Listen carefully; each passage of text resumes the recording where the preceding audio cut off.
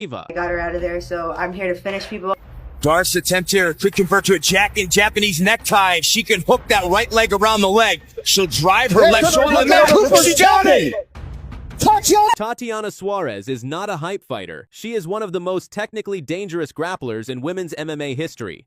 An elite wrestler, a Brazilian jiu-jitsu specialist, and one of the most dominant control fighters the UFC has ever produced. As of February 2026, Suarez holds a professional record of 11-1. She is ranked number 2 inches the UFC strawweight division, and she's preparing for another massive test against Lupi Godinez at UFC 327 inches Miami. This product of pop, listen up. Persist on my whistle, this is the plot, listen up. You pistols forgot, Slissel does not give a fuck. Till the roof comes off, till the lights go out, till my legs give out, can't shut my mouth, till the smoke clears out. Am I high or high? I'ma rip this shit till my bones collapse, till the roof comes off, till the lights go out, till my legs give out, can't. Tatiana Suarez isn't known for trash talk.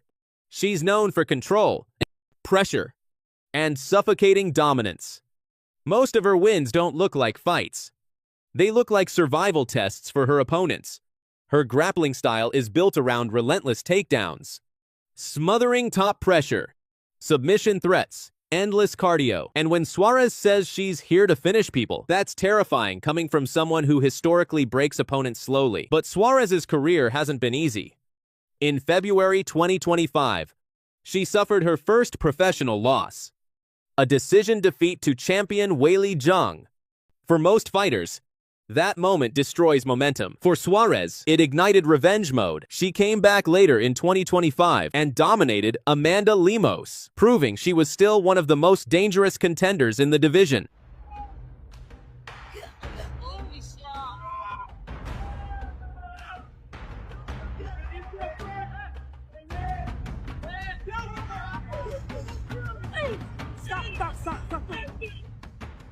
Meanwhile, across promotions, another superstar is rewriting violence in women's MMA. Dakota Dangerous Ditcheva, 15 fights, 15 wins, 12 knockouts. The 2024 PFL Women's Flyweight World Champion and arguably the most explosive striker outside the UFC. Fighting Lisa Molden! Fighting Dangerous Dakota Ditcheva! I want to let that number up. No, I don't take shit. Overhead left. Bunch of fakeness. If you want to play tough and want to hate this, see the speed of Dakota Ditcheva on display. Nasty combination. Back no boot in the rear. I don't think it's as obvious as right hand there from Dakota. Rips to the body by Ditcheva. Right that low big nasty. She's in trouble. That's the end. She's in big trouble. Potentially, she's hammering away. Referee was looking close to Lisa Molden. Looked for a moment like she was going to be finished. But no quick, and this woman, another knee to the midsection. Left hand coming down from the top. Bite. Ditcheva asked her to stand back up. More body shots. This one. Dakota doesn't win slowly. She destroys opponents with Muay Thai precision, devastating knees, elite clinch, striking brutal body attacks. She's been called Female Fighter of the Year, and she's quickly becoming the face of the PFL women's division. And this is where things get controversial. Because Tatiana Suarez represents the exact style that historically shuts down strikers, Suarez doesn't care about highlight knockouts. She cares about control, dragging fighters to the ground, removing distance, breaking rhythm, everything Dakota Ditcheva relies on.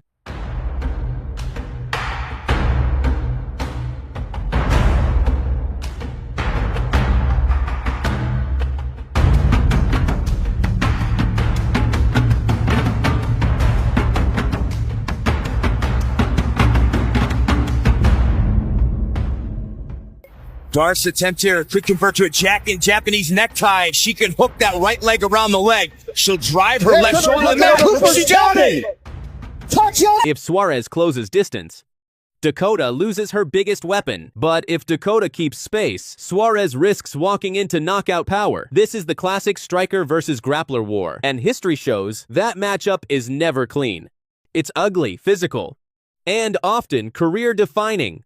There's another shocking parallel between these two fighters. Dakota Ditcheva is currently recovering from a broken hand. She withdrew from her February 2026 fight against Denise Kielholtz. Her target return, spring 2026. Meanwhile, Tatiana Suarez is fully active and climbing back toward title contention. Meaning, if cross-promotion fights ever become possible, their timelines could dangerously overlap. Right now, this fight exists only in fantasy discussions. Different promotions, different divisions.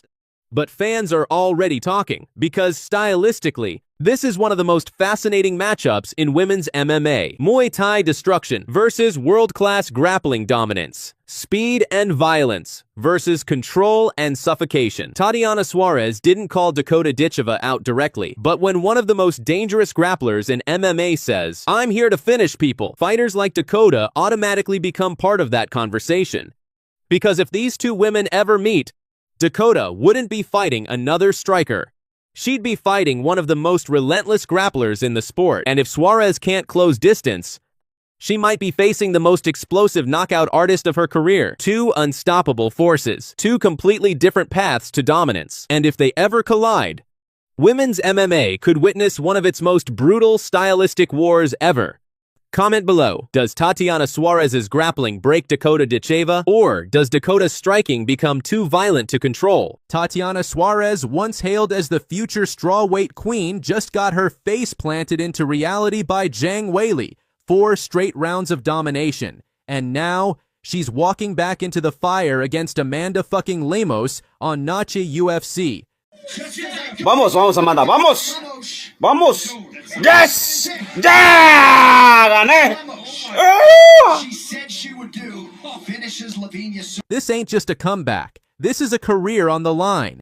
And if Suarez loses again, she's done in the title conversation. Let's not rewrite history. Tatiana Suarez was untouchable, a wrestling nightmare, Dana's secret weapon. But the hype train crashed hard when she got schooled by Zhang Weili at UFC 312.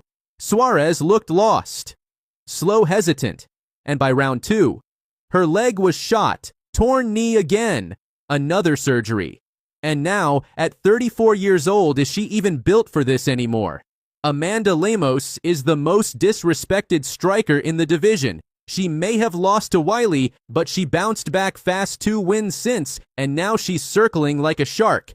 And let's not forget this fight was supposed to happen last year. Suarez pulled out with another knee injury. That's twice now Lemos was denied this scrap. So now, it's personal. Nachi UFC is going down September 13th in Texas, and this ain't just a comeback story. It's a survival test. If Tatiana wins, she's back in the title hunt. Oh my God. Let's go, Ty. Work too hard. Thank you, ladies. Good luck tomorrow. But if she loses especially bad again, Zhang Weili, Rosie, Namajunas, Lemos, they're all gone. She'll be buried behind girls like Tecia, Torres, fucking Angela Hill. It's now or never for Suarez. Lemos is coming for blood, Suarez is coming for redemption, and Dana White, he's watching this one very closely. The real question isn't, can Suarez win? It's, should she even be here?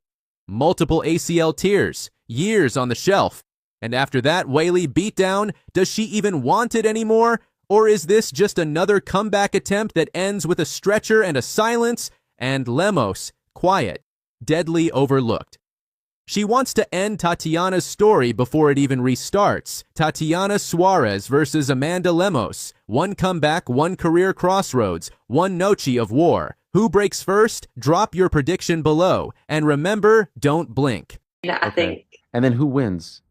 Dakota versus Valentina. You really make me say that. She's my favorite fighter, but come on. Favorite fighter, number 1.